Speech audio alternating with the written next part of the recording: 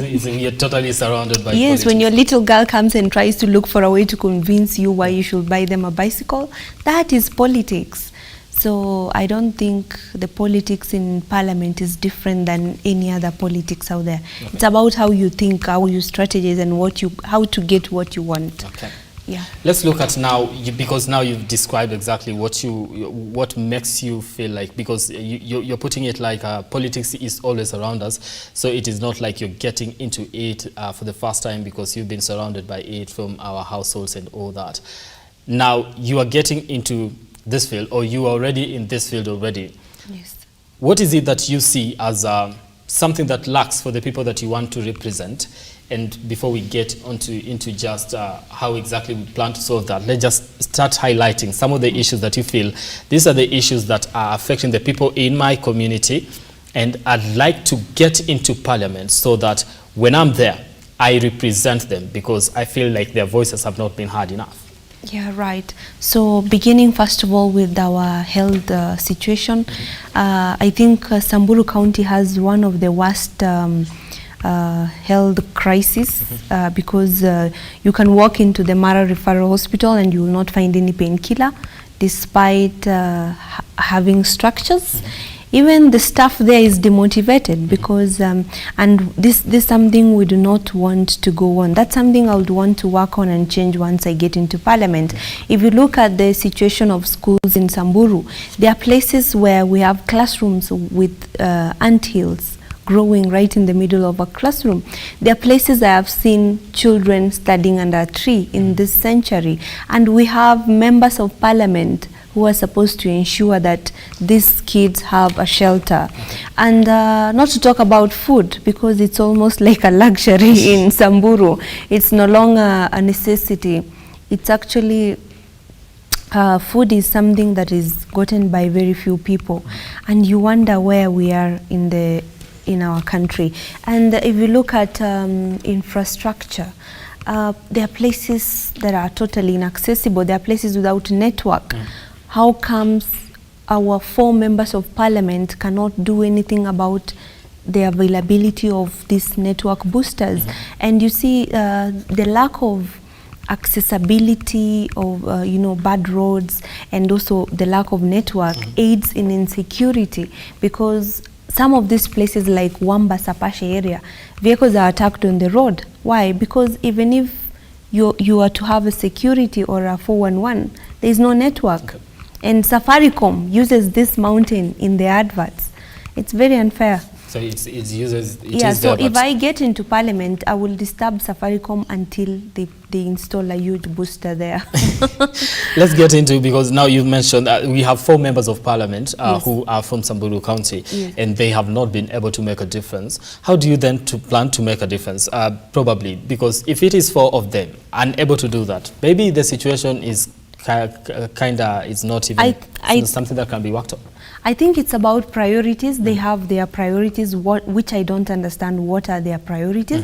But let me speak for my own member of Parliament from Samburu East constituency, Lento Ijoni. He has done tremendous work in reviving the education sector. He has built schools.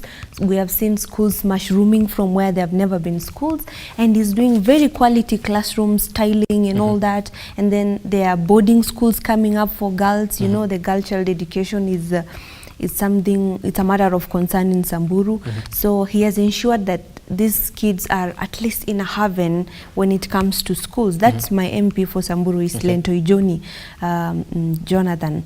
But you look at the position of the woman representative, you are in charge of the NGAF, the National Government Affirmative Action Fund, and you are like the county MP. I feel like if my priorities involve ensuring that in every corner of Samburu County, these children will access basic necessities like that water, food, education, better classrooms, healthcare, and things like those, I believe my voice can be loud enough or strong enough in Parliament to ensure that they get these things. Okay. Yes. Now, I want to get to the how, because most of the time we always highlight the issues that we want to deal with, but when people get into Parliament, it becomes a different scenario, because now we start, again, the people start complaining, we elected you, you went there, we can't hear you, we speak of anything in matters, you know, what is affecting us on the ground. Now, how do we then make sure that you, as Hezena, when you get into Parliament, you're actually going to be championing for the voice of the people of Samburu, make sure that these policies that you want worked on actually get to be worked on? Because if we say some of them have been there before you and they've been unable to achieve that, then what kind of different method do we plan to see being implemented by you? I think I'm a person who is very much exposed, and I have a huge network both within this country and without.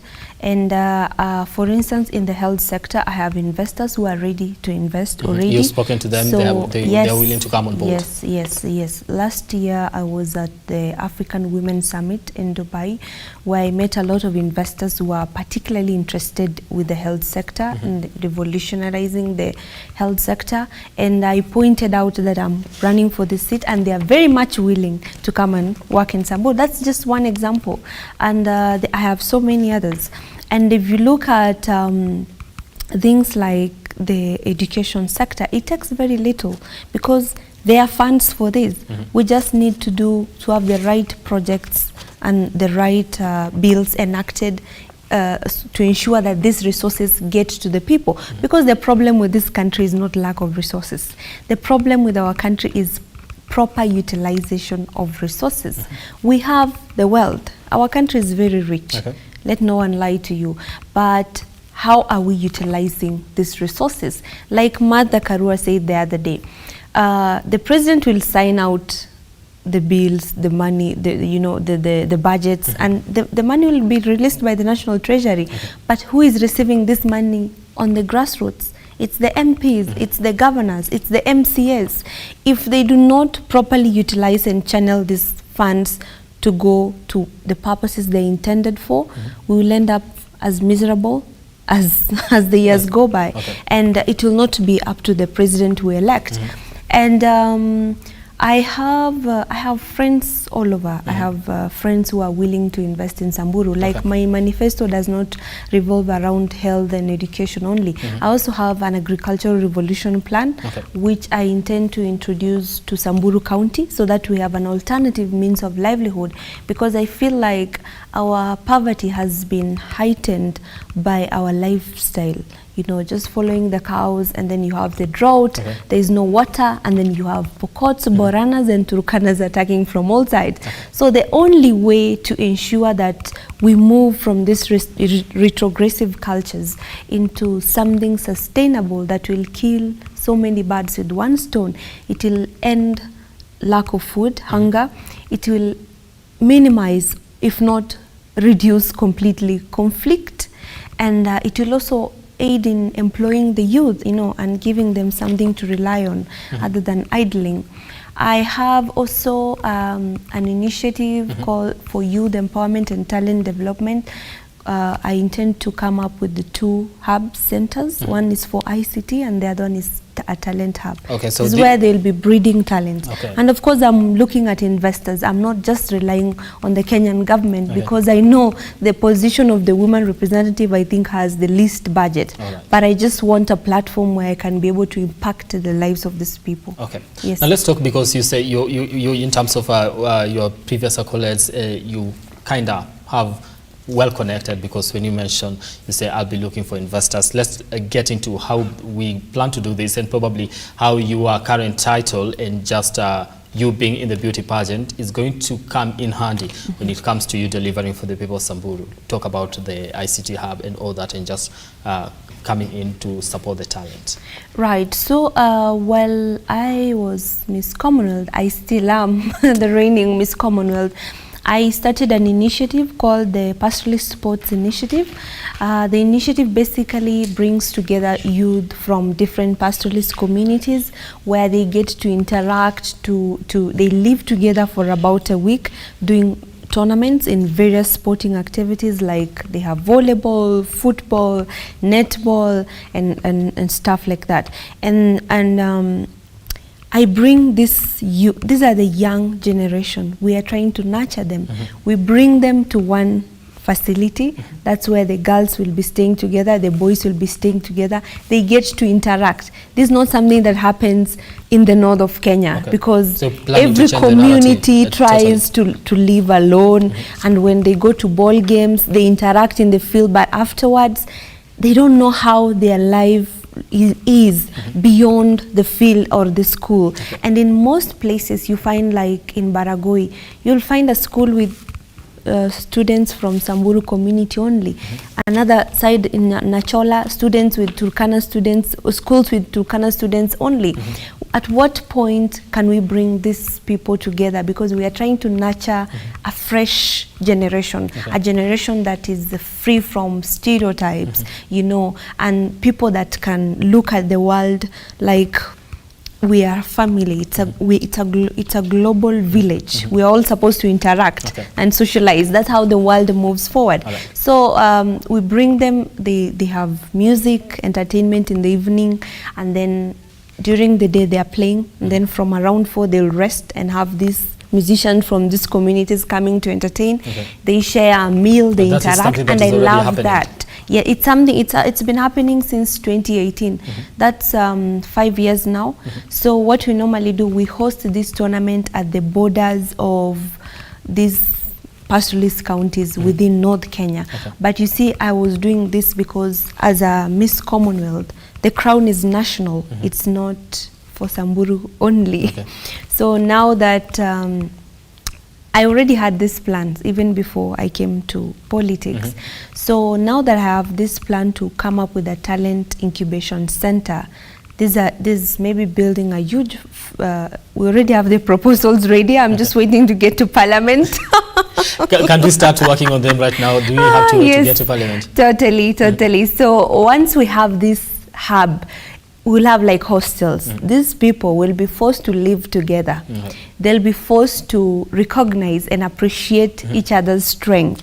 Because that's the kind of world we are trying to build. Now, let me say and probably presume that probably culture plays a very important role when it comes to that. And people who have been, you know, known to just be themselves in different ways.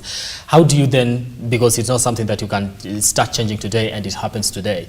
How do we then, how long do you see it take for you to change the perception of people when it comes to the people of this culture and the people of this community, and how the reasoning behind them coming together and interacting? How do you change that?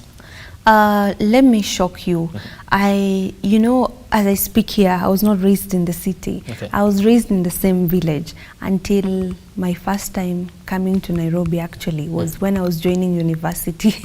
Before then, I never stepped to Nairobi, you know. I've gone to other towns, of course, but not Nairobi. So there's something about nurturing this youth when they're still young, you know, at the high school level, at the tamaking level. It's easier to mold their mindset when they're still young than when they are old. Funny enough, you find that the younger ones, the youth are more tolerant than the older generation. Because those ones have already grown in the stereotypes, and you can't change an old person's mind. You can't teach an old dog new tricks. You can only teach the younger ones. So our focus is mainly on the people that are the young generation and not the old ones. So the moment you bring them out of their comfort zones and push them to a place that they get challenged, even a simple trip to the towns, you know, to civilization, to Nyahururu, Nakuru, or where, it triggers their mind, and they want to understand why there are so many people roaming here from different communities, and they have a different perspective on life. So it's not a challenge I've had so far, because in the last camp we had Samburus, Turkanas, and Samboranas, and we had musicians from all the tribes, even the Rendiles, and they were interacting very nicely. Yeah. Let's talk about the policy before I take a break, because I'm about to take a short break here. The policies that you seek to look into If you get into parliament and you propose a policy that you want to be working for your people and it gets shut down, probably doesn't get through, what happens then? I'll continue pushing. Yes. Until you get an answer. Until I get it. I am a very stubborn person. So if I want something, I will get it, because especially if I am very sure that it will be for the good of the people. Okay. Yeah. Sometimes the will of the people. We try things, or rather the people that are in parliament, because you cannot castigate all of them and say they have heard, and always have a heart for the people. Yes. That's what they say. Right. And just like we are saying right here, because you seem to be having a heart for the people. But at times, like today, the bill on the requirements for CRB, HELP, I don't know, ESCC and DCI clearance was slashed today. So today, from today, the young people do not need to attach all those things when they are seeking jobs. And that is thanks to Honorable Gideon Keter. Okay. He has pushed for it. All right. Yeah. So you believe you constantly have the same spirit when it comes to pushing for that, and when you get there, you totally be pushing for what you believe for the people of your country. Absolutely. You have to convince people in parliament. That's what we used to do debates for. Okay. Yeah. All right. Thank you so much.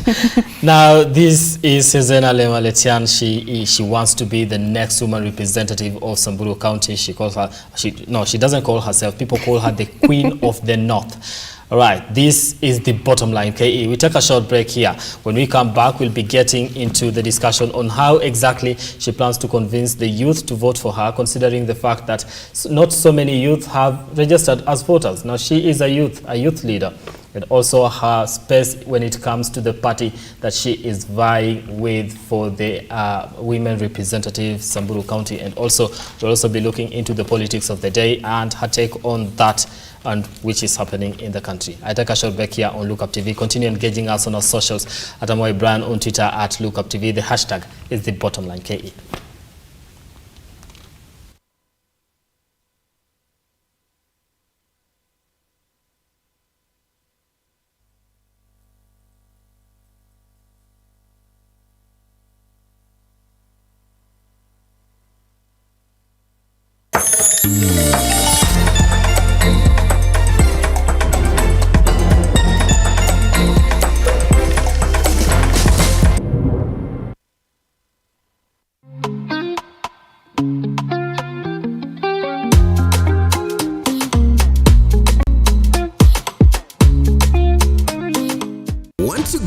Business, broadcast your sermon, share birthday wishes, make funeral announcements, produce adverts and documentaries, then book and advertise with us today by calling us on +254 700 893 542 700 893 542 or email us on sales@luke-up.tv.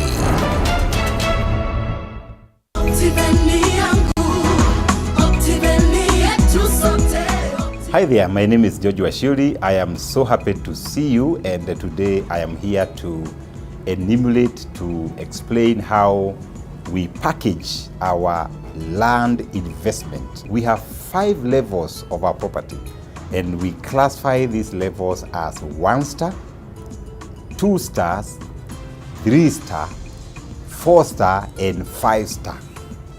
This is what we mean, that if you buy a property that is 1 star with Optiven, one of the things that is evident, the property is cheaper, is below $500,000. And this particular property is basically bare land. We only do subdivision, put the beacons, and then produce titles. The second level, we call it 2 star. This is prime land, whereby we grade the roads, we put a marking fence, do the beacons, and produce titles. The third level, we call it 3 stars. This 3 star is value added plots. We do the malam, we do the water, we do the mesh fence, and there's a caretaker on site. The fourth level is 4 star. 4 star is ready to build development. We do very nice maram roads, we plant the trees, we put the water tower, We also put a caretaker on site. And finally, the 5-star.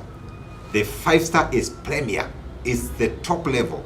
And this one, we do cable roads, we do water management through underground culverts, we do underground power, we do fountain for water, we do beautiful and nice permanent gates. We do perimeter wall and also do install the CCTV, and the whole property is manned by uniformed security. Some of these properties, these 5-star properties, we do a clubhouse and also construct swimming pool. Thank you once more for trusting Optiven. We value you. We are at Absa Plaza, 14th floor and 15th floor. God bless you.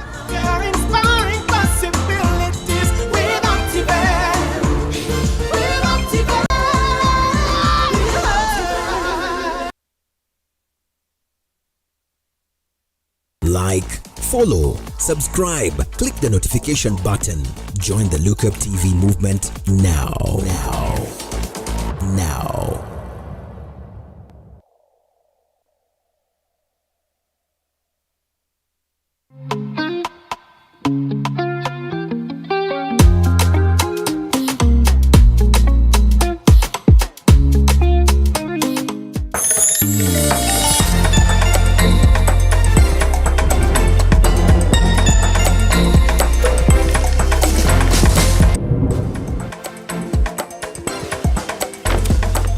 All right, now thank you for staying with us here on the Bottom Line KE. I am here in studio. With me is Hezena Lemaletian, who is aspiring to be Samburu Women Representative. Her political aspirations for that, what she plans to do for the people of Samburu. We are getting into that. This is the second part of that discussion. And just welcome again.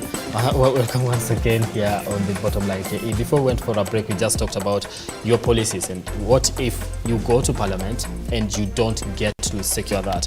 I want to get into now, you believing that you're going to win and probably you are the right candidate for the people of Samburu. Which language are you using to convince them that you are the right candidate? I'm using Kisamburu. Well, that's a joke. Okay. So basically, my target is the youth and the women. Okay. Reason being, I'm a woman and I'm a youth. And I think for far too long, in my county particularly, we've not had very young leaders coming out to vie for positions. And for the first time, I'm telling these people that here I am. I am a wearer of the shoe, just like you. And of course, we might not have as much resources as our predecessors or the older people have or our opponents have. But they understand that they've been through so much frustration in this life because a lot of times their needs are not met. Nobody understands how our minds work, how the minds of this generation work. We want to be part of processes. We want to be involved in the running of our affairs. And there's a certain wave in the whole country where the youth are so sick and tired of the whole political process. That's why when we were moving around sensitizing people, our fellow youth on registering, majority of them were telling us that why are we registering for elections to be rigged? For elections to be rigged? Exactly. And it's for the same purpose that most of them do not want to vie for positions because they understand that this is something that happens. But with this year's election, there are so many youths who've come out to seek for positions. And we are trying to change the narrative. We are trying to tell our fellow youth that, you know, these seats are not a reserve for anyone else. These seats are for all of us. For anyone who has a heart of service, go and try it. And because we know what our problems are. We know that the tools of the 16th century will not solve our problems of the 21st century. So what then to go with the trend and change. What then can come and change offer solutions to our problems. It's only us, because we know what the problems are. Okay. We know how to solve these problems. All right. Now, we're getting into a point where you're talking about the youth of this getting into the politics, because a lot of youth have come out to say, now I want to vie for this particular position. But now the youth that are supposed to be voting for you to be in these positions to propel you forward, the people that are supposed to be listening to you and say, by the way, we have somebody that is speaking to us, somebody that we can identify with, somebody that probably has the tools that are needed to solve the problems that we are facing right now. Just like you said, we cannot use all the tools to solve problems of the 21st century and something like that. But these people are not registering to vote. These people seem not interested. Just like you said, they say, why should I go register as a voter if the elections are going to be rigged? Then who gets to vote for you? Because convincing that older person that they can trust you with power then also is a challenge.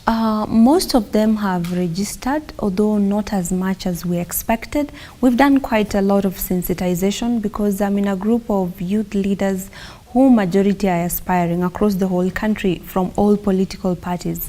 And we have all collectively done a lot of sensitization on voter registration. I have personally facilitated my friends who are young to go and register as voters. Okay. But on the flip side, these same youth are now, most of them are the breadwinners in their family, hustling and doing this small, the casual jobs and all that. And that means they have a voice in their families, unlike before. Now, because most of them are educated now, ameona mbele, their parents will listen to them. For instance, in Samburu, I know that their youth will tell their moms, this is where you're putting your vote.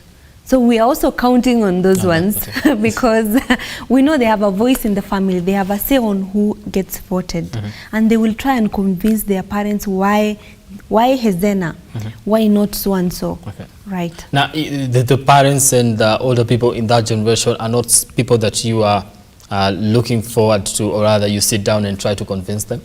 They are, absolutely. I am just coming from a blessing ceremony from the elders of my clan and all the other 8 clans of the Samburu. So for me, it was something that caught me by surprise. I could not believe it, that the elders can finally come out and bless a young girl to vie for a political position. Some, and most of them, identified me as their own daughter, because you see, I'm going against an opponent who is also my aunt. She's from the same clan as me, but older, the incumbent.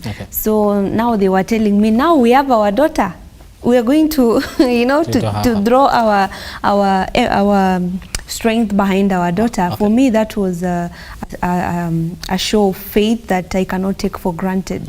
And of course, our women, most of them, we've been through this life together. We've been running up and down with them, fetching firewood, water, and running shops and all that. So I know most of them. We're a small community, and we've interacted growing up. I'm not a stranger who's coming from the city to seek for votes. I'm a villager, a well-dressed villager.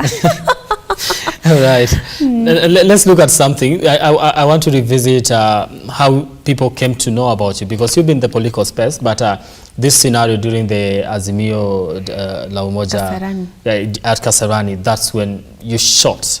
And you accompanied Raila Odinga to the podium to deliver his speech, and people started talking about the Queen of the North, Hezena. Your speech was on TV. Everybody was talking about you on the social media. But some were like, I'll vote for her. She's a beautiful person. That I like to. If I was voting in Samburu, I'll vote for her. Look at her beauty and all that. So people were praising you because of your beauty, and some may not look beyond that. What is your take when it comes to that? Because in this political space, somebody may look at you and say, she's a beautiful person, I like to vote for her, but they're not listening to what you'll do for them. I think beauty in the political arena is both something that can be used, that you can use to your advantage, and it's also something that people can use to attack you. I have, for instance, been attacked a lot because of how I look. A lot of people have this stereotype that women who look a certain way are blondes, you know. They cannot reason. There's nothing intellectual that can come from their lips. And I've had this cyber attack, cyber bullying, and in fact, if I get to Parliament, that will be the first law I'm going to work on. Cyber bullying and online harassment. And I've been attacked a lot. But again, I've grown a thick skin because I did not start this today.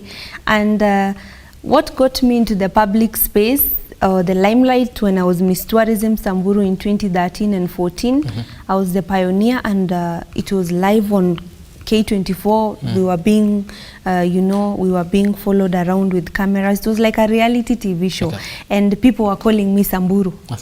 So the headlines of newspapers, Samburu has the fairest of them all, and I was like, wow, you guys, these people are making a village very famous.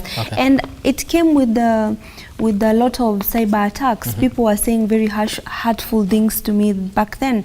I was only 17 years. And if you look at that, it shapes who you are. You have to grow a thick skin if you know where you're going.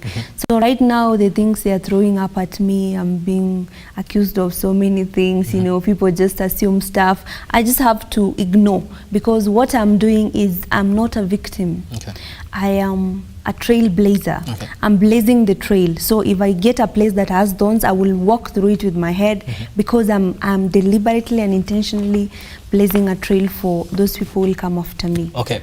Do you feel like you'll have to probably prove yourself a lot because of how you look when you get into power, or just when you become the next woman representative of Samburu? Because some people may look at your looks and probably put you in quotes what has been propagated probably by other personalities that we've seen on TV that I will not repeat here. They take a beautiful woman who is in the political space and put her in a certain bracket that she may not be there because of she's smart or anything. She does not deserve to be there. She's there because of her looks and all that. And this brings me back to that point where when people look at you and say they will vote for you because you are very beautiful. Does that in any way offend you, or will you take that and ride with it? I kind of, not really, I don't know how to react to that, but what I know is that we need to stop insulting God, because I believe if, you know, what a lot of people speak comes from somewhere. If you are projecting hatred to the world, it means there is hatred in you, there is bitterness in you. And a lot of these people who come and attack you, I normally tell them, okay, if your family does not have beautiful people, it is not up to me. That is God's business. But I feel like I and many other girls are disadvantaged in so many ways because of how we look. You have to prove yourself twice as harder as anyone else, because if, let's say, a less appealing person walks into the room, they'll be willing to listen what she has to say because they're already bored looking at them. But once an attractive person walks in, they'll be looking at you first of all, wasting minutes looking at you, then later on wanting to know what will come out of you. And I normally look at myself and my life and I'm like, first of all, I'm disadvantaged because I'm a woman. I'm disadvantaged because I'm marginalized. I'm from a marginalized community. Thirdly, I'm disadvantaged because I'm a youth in this country. And fourth, I'm disadvantaged because of how I look.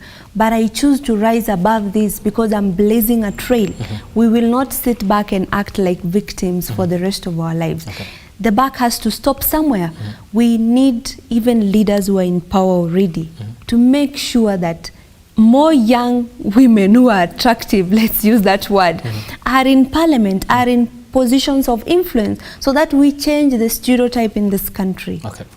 Let's get to now the party that you're vying, because you're vying with the ODM, right, for Samburu. They just did party nominations, but I'm not getting into that right now. I want to look at you as a youth, positioning yourself there. what is it that you have to do to make sure that you position yourself? Because I understand it is very difficult when it comes to a woman, a youth for that matter, to get a space in these big political ODM. spaces. Right. Just specify and say in ODM. Now, in ODM, this is a big political party. Right. You are fighting for your space. How is it hard for you to fight for your space in that party? It's not a mean feat. It's quite hard. I can confirm that it is quite hard because it has been a stereotype. You know, it's normally a stereotype until you're wearing the shoes. Okay. Because once you're out there, the thing that most people will say is ODM does not respect the position of young people. Okay. Like the moment I announced I was in ODM, the voices that mad the air was utachezwa. Utachezwa. ODM, forget about it. And there are people who are giving me their own testimonies, like we left ODM because of this. Yeah. So far I have not had those experiences personally. I'm still trying to await the nomination process and how it goes, you know, and all that. There are negotiations happening, and hopefully it works out well for all of us. But I want to point out something. I am not in ODM because of ODM as a party. Okay. I'm in ODM because of Baba Raila Odinga. Okay. So if this is to say, if Raila Odinga today moved and formed another political outfit, I am shooting to that political outfit with him. Okay. So it is Raila Odinga that makes you be part of ODM? Absolutely. All right. Absolutely. Reason being this, there's something Raila Odinga has stood for consistently for all the times he has vied for presidency. And I identify my own manifesto as a young person in this country and an aspirant to his manifesto. He has, for example, the economic revolution plan. I have the agricultural revolution plan. There is a way these two can work together to bring some sustainable economic and agricultural development in the country. So for me, it's about the ideas. It's not really, assuming Raila Odinga didn't have ideas, probably I wouldn't be following him. You know, I wouldn't be identifying myself with him or politics. But it's because of his ideas and the consistency and the zeal with which he has consistently championed for the same agendas once he gets into office. So you believe that probably if he left the party ODM, then the party might not stand for what it stands. Absolutely. Can we say then probably what he stands for and what the party stands for maybe are different things? Is it the same thing? Not really, but this is what happens. Once you hear of, you know, this other yellow party, what is it called? The one of Karen. So imagine when you think of that UDA, there's something that identifies with them. What is it? This class wars, the hustler versus the dynasties. That identifies with them. Who started this? The deputy president. If today he left, do you think UDA will continue calling themselves? Probably not. Probably their popularity is attached to the deputy president. If the deputy president exits, the hustler thing will just be washed down. The bottoms up probably will start being up down. And now the same with Raila Odinga. He has championed for democracy. He has championed for equality. He has championed for one Kenya free of tribalism. If he lives there today, do you think the people within ODM will be willing to uphold that? No, probably not, because he's the uniting factor. And whatever he champions for, that is what forms the basis of what this whole party is about. That brings us a very important point, but I don't think you're going to touch into that, where what exactly forms a political party? Is it the person, the person that is heading the party, or just the party can be strong individually without the head themselves? So what happens when the head leaves? All right, now let's get into politics of the day, and for you, let's just take a little bit of go back to Friday. What happened in in Uasin Gishu County, where Raila Odinga was stoned by a group of youths. What's your take on that in terms of at this particular moment when you are getting into an electioneering period? I think the act was very barbaric and shambolic. I don't know how many words I could use, but it was totally uncalled for, absolutely disrespectful and degrading to our country and nation, given that we are just healing from a post-election violence that involved this community versus this community. I don't think we want to steer our country into the direction whereby we are having class wars and then tribalism.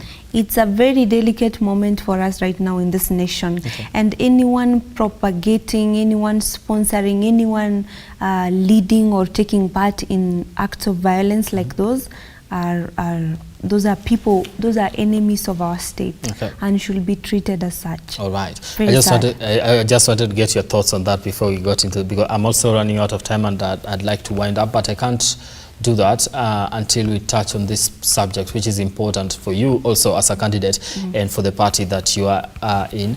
And your party, the ODM party, has started the party primaries, and it is somehow digitized.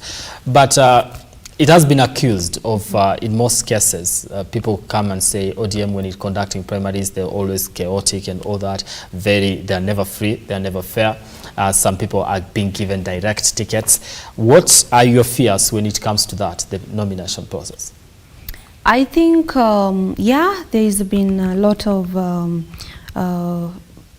bile across the country. For instance, the Homa Bay, whatever happened in Homa Bay, we've seen a lot of Luos for the first time pulling into two different directions because of former Governor Evans Kidero. And I know there are so many other places where they said they will issue direct tickets or negotiations will be happening. But I think now more than ever, ODM needs to really show us that they are no longer the old ODM where they oppress the young people, because I have friends who are young who have been told already, wewe kaa kando tupe watu wazee. So I hope more than ever ODM will have young people, that's my opinion and view, that they have more young people vying for given tickets. But in cases where you have two very popular candidates, let the elections be free and fair, because whatever God has ordained, no man can stop. Because once you break up, it's like breaking up people who have been working for something for so long. It's not fair that you see candidates whom you loved, you know, you respected, you felt proud being part of the same party with, suddenly pull apart. I think that will eventually destroy the party. So that will eventually destroy the party. But we have a digital system here where nominations are probably to, you know, reduce the amount of violence that might actually occur. You think it's going to be effective when for this process? I'm not sure about that, but I still maintain I wish nominations are free and fair. For your part, when it comes to Samburu, what would you be calling the party to be considerate when it comes to that? And what if the party decided to give you a direct ticket? Samburu particularly, I'll have to negotiate with the lady I'm going to nominations for. The good thing is we are in very good terms. So we are like a mother and daughter. So yeah, we have no problem with that. The problem here comes with the Azimio umbrella, you know, because Jubilee has its own interest, Okoa Kenya has its own interest. So for Samburu, I don't think ODM is the problem. The problem will be the Azimio umbrella, because who knows what interest they have with Samburu. They might decide we want to keep this seat because of our personal interest, people involved with the Jubilee government or Okoa Kenya or any other party, you know, because I know it will not be about the people. It might be about personal interest and what they want to protect. So that is a fear that you have when it comes to that. And we have candidates who have lost the ground, you know, people who are already, whose popularity is weakening on the ground. It's also up to these principles within the Azimio circle to ensure that they give spaces to the young people, especially those people who are popular within the community they come from, and to not underestimate that they are just new into politics, because they say old brooms know the corners, but new brooms sweep clean. All right, I wish you the very best when it comes to Samburu, and during this nomination process, like you said if you are going to be given a direct ticket, then you have to negotiate. What if somebody else argue that why don't we just go to the ballot and allow that? But you see, for Samburu particularly is a special case for ODM, because ODM, Baba, Samburu is a stronghold for Baba. Okay. But I think the woman representative is the only ODM seat in Samburu, is the only seat in Samburu that has an ODM aspirant. Okay. So if ODM wants Jubilee to buy all of it and walk over it, let it give out our tickets. Okay. Yeah. So how would that make you feel if that happened? I will feel very bad. Yes. You'll be saddened by that. I'll feel very sad and disappointed, but I believe Raila Odinga knows what he wants for this country, and he will ensure that the space of the youth is protected. Okay. I believe that. All right. Now, as we wind up, the people of Samburu are watching you tonight and they want you to speak to them. What do you say to them? You've just spoken about your manifesto and all that, and touched a little bit of affairs when it comes to party politics, your position, how we came to this. Now, somebody is watching you and they feel like, Hezena hasn't really convinced me that she deserves my vote. What do you say to them tonight? I will tell them that you have suffered for quite a while and you've recycled leaders. They normally say once bitten, twice shy. So I think we have suffered enough. We have had our share of problems. It's about time to try new blood. And like they normally say, you don't throw a heavy stone. You throw a very small stone to reach further distance. And they also say that the eye of a young child will see further than the eye of an old person. And they also say that if you want to fetch water from a well, you send an agile person, someone who is young and flexible enough to go down the well as deep as possible to fetch the water. You don't send a big person and then they'll be stuck at the entrance of the well, and then you start blaming who? The president? No, please vote for me and let's make Samburu work. All right. Thank you so much. There are so much things I wanted us to touch on, but because of time, you're not going to be able to do that. And I really do want to appreciate your time. Probably next time we'll also be able to create time and just touch on quite a number of issues. There's quite when it comes to politics, it is a subject that never comes to an end, right? Correct. And I really do appreciate your time here and you. just you making time for the Bottom Line KE. Thank you so much. All right. Now that has been the Bottom Line KE. My name is Brian Amwai. Keep the conversation going on our socials at Amwai Brian on Twitter, at LookUpTV. The hashtag is the Bottom Line KE. And on behalf of everybody that has made it a success, including my guest here, Hezena Lemaletian, the Queen of the North, I want to thank you so much for watching. Have yourselves a lovely night.